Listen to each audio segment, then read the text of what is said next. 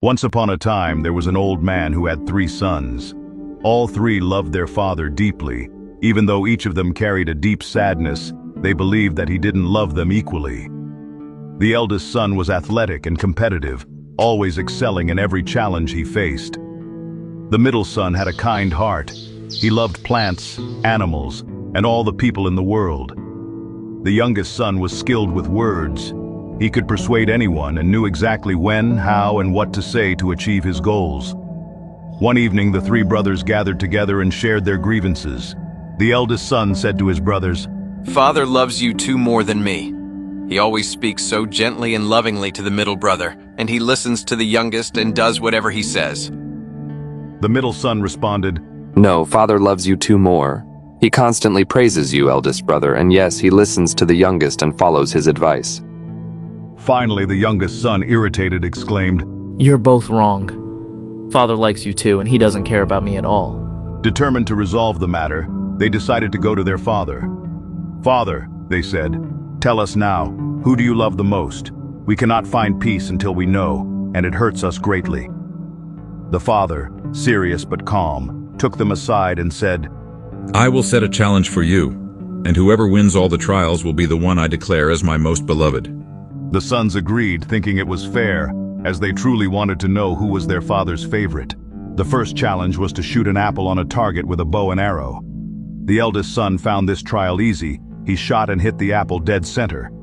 The other 2 missed completely, their arrows landing far off the mark. For the second trial, the sons had to tame and ride a wild black horse with a thick, glossy mane. The eldest son, confident in his strength, approached the horse and tried to subdue it by force. However, the horse bucked and threw him into a pile of hay.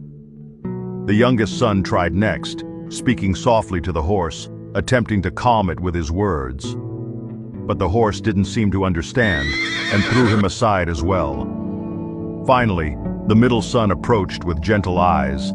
He stroked the horse on its head and offered it a sugar cube. The horse calmed down and allowed him to ride. You cannot demand something without showing kindness or care to any living being. For the third and final trial, the sons were tasked with helping a beggar become an honorable man with work and a home. The eldest son went first. He walked straight to the beggar and said sternly, "You! Go find a job instead of begging on the streets."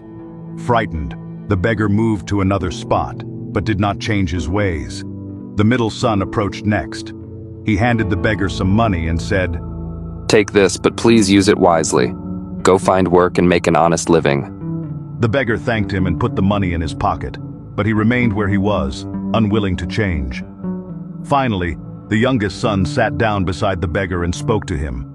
Let me tell you a story about how life can change if you take the first step. Moved by his words, the beggar stood up, went home, cleaned himself up, and began a new, honest life. When all the trials were complete, the brothers were confused. Each had clearly won 1 trial. The father gathered them and spoke slowly and wisely. "You see, my sons, I knew from the beginning that each of you would succeed in your own way. The eldest is strong and determined, the middle is kind and compassionate, and the youngest is wise and persuasive. I love you all equally, though I show it differently because you are different.